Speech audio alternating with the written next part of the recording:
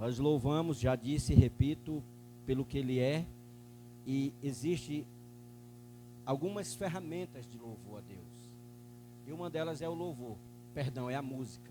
É uma das ferramentas de louvor. E aí a gente começa a meditar nas letras e a gente percebe que às vezes elas não estão louvando a Deus. Mas a letra dessa aqui é tremenda, né? Que nós possamos estar no centro do querer, né?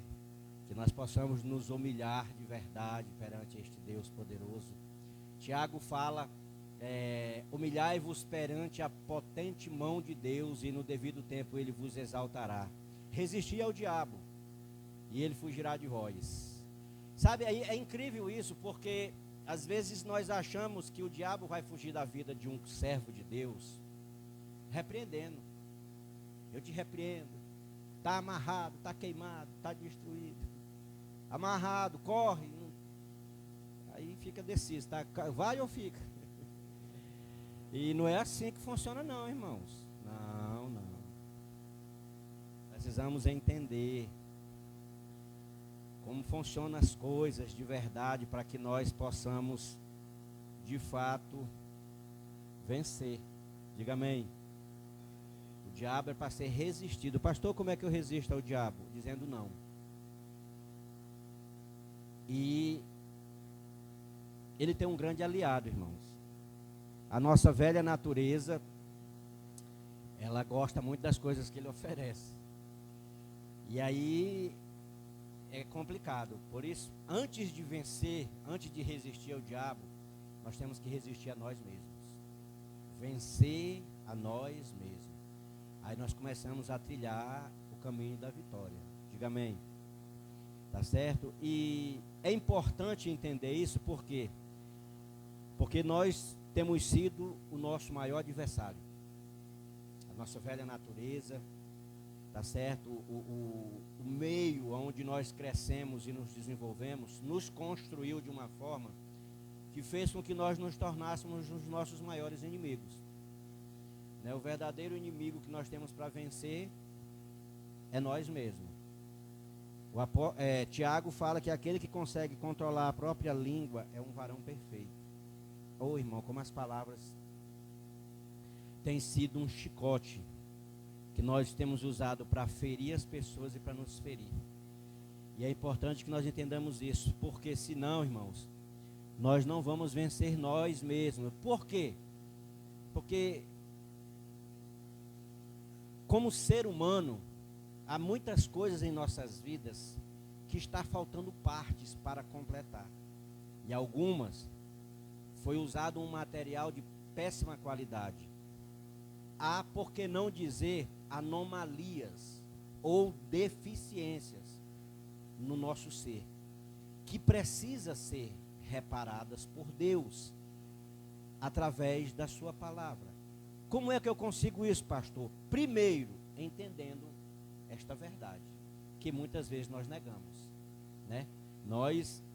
Quando eu aceitei Jesus como o Senhor da minha vida, que é uma palavra até errada, né? Quem eu penso que sou para aceitar Jesus? Olha, vocês prestem atenção no tamanho da petulância do ser humano, né? Não, eu aceitei Jesus. Eu fiz esse favor para ele. Ele estava carente, irmãos, nos ensinaram de uma forma tão errônea, de uma forma tão errada, que nós estamos tendo dificuldade para abrir mão disso. Entendeu? Não é eu que tenho que aceitar Jesus. É ele que tem que me aceitar, porque eu não sou fácil não. Preciso entender isso. Entendeu? Mas no dia que eu me rendi à vontade dele, ao desejo dele de me salvar, ficou bem diferente agora, não foi? Ficou até melhor, né? Nesse dia começou um processo de morte na minha vida. Morte e renascimento. São coisas que devem andar juntas na vida de um servo de Deus. Morte de quê? Desse velho homem que se corrompe, que me leva a viver uma vida que atrai para mim sofrimento, dores, derrotas e tantas outras coisas mais que nos causam danos físicos, emocionais e espirituais. Então é preciso que entenda isso. E se eu não compreender isso, eu não vou deixar que Deus execute o processo de transformação do ser chamado Antônio, do ser humano, de cada um de nós. Estou falando de mim mesmo, no caso, mas isso se aplica para todos nós. Quanto mais rápido eu entender e aceitar, mais eu vou colaborar com a obra do Espírito Santo na minha vida. Entendeu? Então, o processo de convenção, de convencimento, não sei nem se essa palavra está correta, né? Esta tarefa de convencer a pessoa que aquilo é errado, é do Espírito Santo. E quanto mais rápido eu aceitar que o que ele está dizendo é certo, mais rápido, ou melhor, ou menos obstáculos haverá para que ele execute a obra. Então, a transformação de uma pessoa começa primeiro por ela aceitar que ela é uma pessoa com defeitos, com falhas. E aceitar aqui não significa, e eu vou ser assim, não é dizer, não, realmente eu tenho essas falhas. Realmente eu erro. Realmente isso aqui está errado. E isso é um processo que o Espírito Santo vai trabalhando nas nossas vidas diariamente. Diga amém. Porque nós entendemos, pelo menos para quem entendeu assim, que o processo de convencer o homem do pecado, do juízo e da condenação, acabou quando eu o recebi. Vamos usar a expressão conhecida, quando eu o aceitei. Não, mas eu já aceitei Jesus, o Espírito Santo já me convenceu. Não, esse processo ele é diário. Quantas coisas erradas há em nós ainda, que nós não estamos reconhecendo que é errado. Lembra, nós herdamos de Adão, foi a mulher. A mulher foi a serpente. Adão foi a mulher que tu me deu. Isso ainda está em nós. E nós precisamos ser convencidos diariamente pelo Espírito Santo que certa atitude está errada, que é pecado. Porque, irmãos, a palavra pecado, ela está desaparecendo de dentro da igreja. Eu não sei se vocês observaram isso. Agora é um problema, um deslize, uma falha.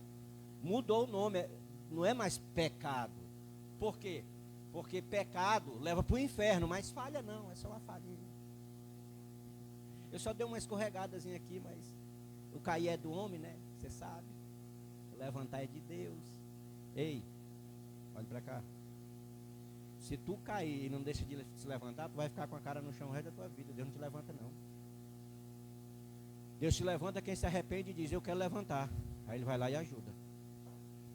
Entende isso? Aí tem pessoas que dizem, o cair é do homem, mas o levantar é de Deus, mas não quer levantar. Deus não vai pegar ela e levantar. Deus vai levantar quem caiu, mas não quer ficar prostrado. Quem quer se levantar. Então tudo isso foi uma construção sociológica, psicológica, material, emocional, tudo que envolve o ser. Nos tornando essas pessoas que não sabem como lidar com seus próprios problemas, que não sabem lidar com suas falhas. E o ambiente que nós crescemos, nós precisamos voltar e olhar, peraí, como foi que aconteceu? Como é que está? Por que eu acredito dessa forma? Por que eu penso dessa forma? Por exemplo, quem acredita que a igreja vai ser arrebatada, faça assim com a sua mão. Glória a Deus. Você sabe por que você acredita nisso? Qual é a origem dessa crença?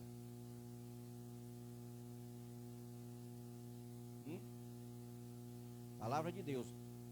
Beleza, a palavra de Deus. Mas você viu, foi lá e viu isso? Leu na Bíblia? Você entende agora o que eu estou falando? A maior parte das nossas crenças é baseada, ela tem uma origem. E eu preciso ir lá, peraí, essa origem, ela procede?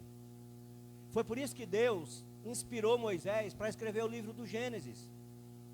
Porque quem não sabe de onde veio, não sabe para onde vai. Quem não conhece sua origem, irmão, ele não sabe para onde ele vai. Ele não sabe quem ele é. Então Deus, para responder a pergunta da humanidade, como é que o homem existiu, está lá no livro do Gênesis. Vai ler, você vai saber. Por que as pessoas falam espanhol, grego, francês, tantas línguas diferentes? Você quer saber? Vai lá no livro do Gênesis, está lá escrito. É o livro das origens. Até o versículo 11, Deus está dando origem a tudo que ele criou. A partir do versículo 12, ele está falando da origem do povo judeu. Aí, a partir do capítulo 12 do Gênesis, Deus vai tratar agora só com o povo judeu, vai falar sobre isso. Então, lá está a origem do universo, está a origem do mundo espiritual, está a origem do reino vegetal, do reino animal. Está lá a origem, né? Está a origem de todas as coisas, a origem da humanidade, está tudo no livro do Gênesis. Para quê? Eu preciso saber, porque eu preciso saber das minhas origens. Entendi isso, irmãos? E é importante eu entenda isso. Jesus disse certa vez, olha, eu sei de onde eu vim do Pai. Vocês falam de coisa daqui, mas eu falo de lá, porque eu estive lá. Origem, eu preciso saber. E se eu não consertar esse problema na minha vida, irmãos, eu não vou conseguir avançar com tanta eficácia, com tanta eficiência como poderia. Entendeu? Havia um problema na história de Jacó. Jacó teve que voltar lá nessa origem desse problema e resolvê-lo. Ele foi lá resolver. Ele cometeu erros no passado dele que fez com que o presente dele fosse muito difícil. Fez com que o presente dele fosse um presente que ele não queria. Então, para que isso fosse mudado, ele tinha que ir lá arrumar algo que estava refletindo no presente dele. Então, o que nós passamos hoje, irmão, é resultado do que nós fizemos ontem. E quando eu digo ontem, não é ontem mesmo, não. Ontem, terça-feira, não. Entendeu? É alguns dias atrás. E o que eu vou viver amanhã é resultado do que eu estou fazendo hoje. É uma semeadura. As pessoas têm sonhos, mas não estão plantando para colher, para que seus sonhos se realizem. Tá certo?